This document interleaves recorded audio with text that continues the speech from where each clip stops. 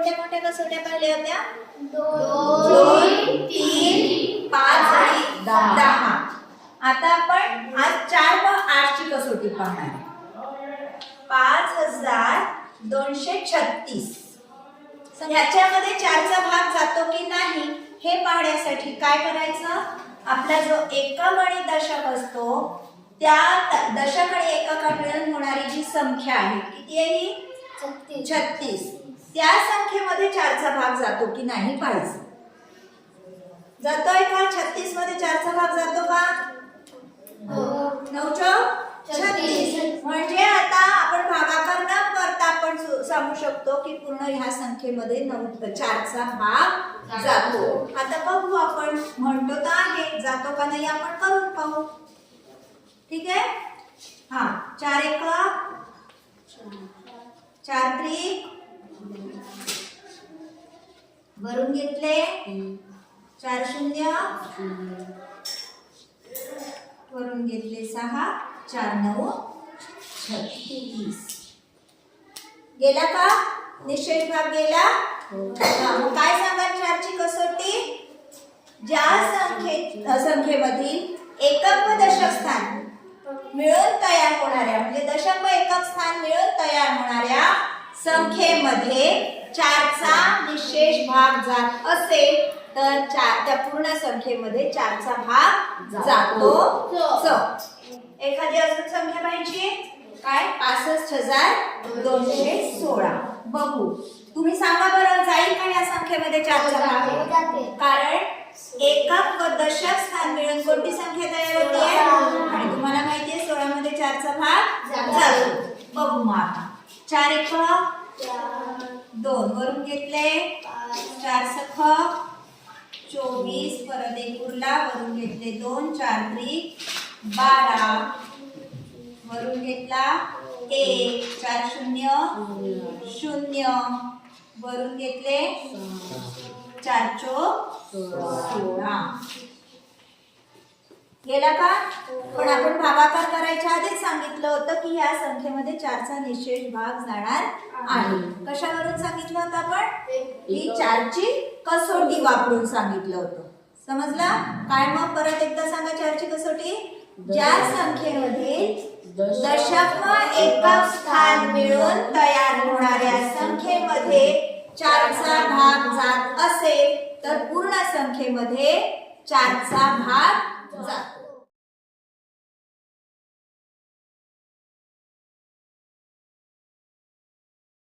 हा आता बघू आपण 8 ची कसोटी. 8 ची कसोटी अशी आहे की ज्या संख्येच्या शतक दशक व एकक व एकक मिळून तयार होणारी जी 3 अंकी संख्या असते त्याच्यामध्ये जर 8चा भाग जात असेल तर त्या पूर्ण संख्येमध्ये 8चा भाग जातो. म्हणजे आता या पूर्ण संख्येमध्ये 8चा भाग देऊन पाहिजे गरज आहे का आपल्याला? नाही. फक्त या 3 अंकांमध्ये 3 अंकी तयार होणाऱ्या संख्येत 8चा भाग जातो की नाही पाहायचं. हा 8 चौक 32 वरून घेतले 8 8 सख 8 त्रिक 40. गेला का 8चा पूर्ण भाग? आता आपण या पूर्ण मध्ये देऊन पाहायचा का?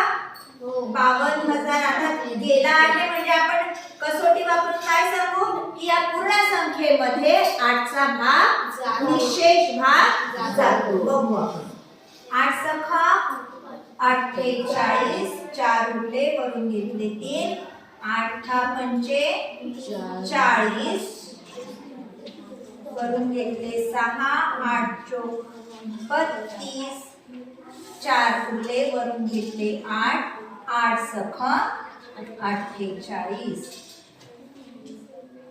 आली का 8 ची कसोटी लक्षात? आता किती अंकी मोठी संख्या असू दे 6 अंकी 7 अंकी 8 अंकी तुम्ही फक्त आधी कोणत्या संख्येला 8चा भाग देऊन पाहणार? दशक एकक मिळून तयार होणाऱ्या संख्येमध्ये. आता इथे पण एवढी मोठी संख्या आहे आपण आधी फक्त 168 मध्ये भाग देऊन पाहू 8चा भाग जातो का बघा. 8 दुने 16 0 वरून घेतले 8 8 एक सॉरी 8 दुने 16 हा 8 एक 8 गेला भाग. म्हणजे आता तुम्ही सांगू शकता की या पूर्ण संख्येमध्ये 6,52,168 या पूर्ण संख्येमध्ये 8चा भाग जातो. ठीक आहे. राहतील दोन्ही कसोटी लक्षात. 4ची कसोटीमध्ये काय काय पाहायचं आहे. दशक एकक मिळून तयार होणाऱ्या संख्येमध्ये 4चा भाग जात असेल तर पूर्ण संख्येमध्ये 4चा भाग जातो. 8ची काय म्हणणार. शतक दशक एकक मिळून तयार होणाऱ्या 3 अंकी संख्येमध्ये जर कितीचा भाग 8चा भाग जात असेल तर पूर्ण संख्येमध्ये 8चा भाग जातो. ठीक आहे.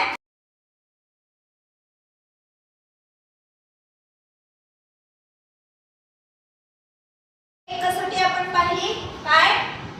शतक दशक आणि एकक मिळून तयार होणाऱ्या संख्येमध्ये जर 8चा भाग जात असेल तर या पूर्ण संख्येमध्ये 8चा भाग जातो.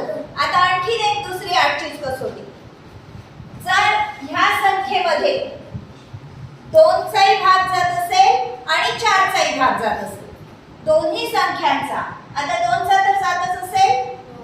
काय आहे 2चा कसोटी. एकक स्थानी काय पाहिजे. 0 2 4 6 8. तर इथे 4 आहे म्हणजे हे तुम्ही सांगू शकता की 2चा भाग जातो. आणि 4ची कसोटी काय सांगितली होती आताच आपण. शतक आणि दशक आणि एकक मिळून तयार होणाऱ्या संख्येमध्ये जर 4चा भाग जात असेल तर पूर्ण संख्येमध्ये 4चा भाग जातो. 44 मध्ये 4चा भाग 11 चौक 44. म्हणजे ह्या संख्येमध्ये 2चा पण भाग जातो आणि 4चा पण भाग जातो. म्हणून या पूर्ण संख्येमध्ये 8चा सुद्धा निशेष भाग जातो. ठीक आहे.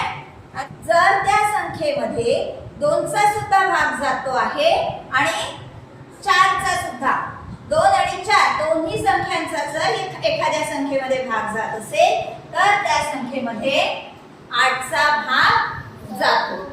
ठीक आहे. ही झाली दुसरी कसोटी 8चीच.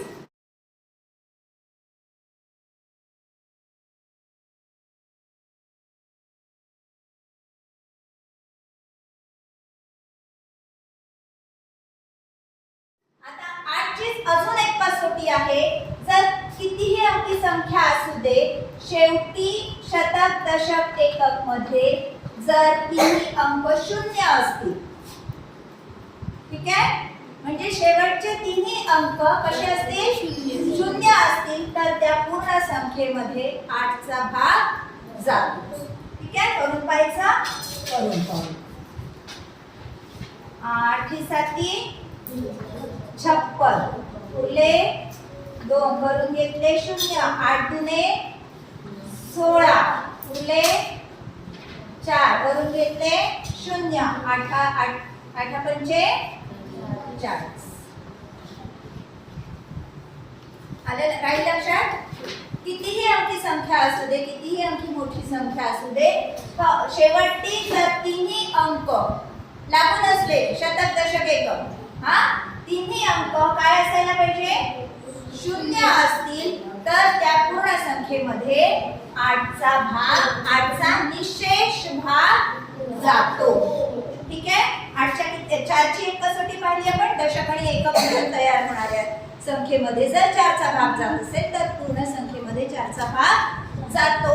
आणि 8च्या किती कसोट्या पाहिल्या आपण 3. पहिली शतक दशक एकक मिळून तयार होणाऱ्या संख्येमध्ये. दुसरी कसोटी काय पाहिली 8ची. जर त्या संपूर्ण संख्येमध्ये 2चा पण भाग जात असेल आणि 4चा पण भाग जात असेल तर त्या पूर्ण संख्येमध्ये 8चा निशेष भाग जातो. ठीक आहे. तिसरी काय कसोटी कोणती शेवटचे 3 अंक जर 0 असतील तर त्या पूर्ण संख्येमध्ये 8चा निशेष भाग जातो. ठीक आहे. आता पुढच्या वेळेस आपण 6 आणि 9ची कसोटी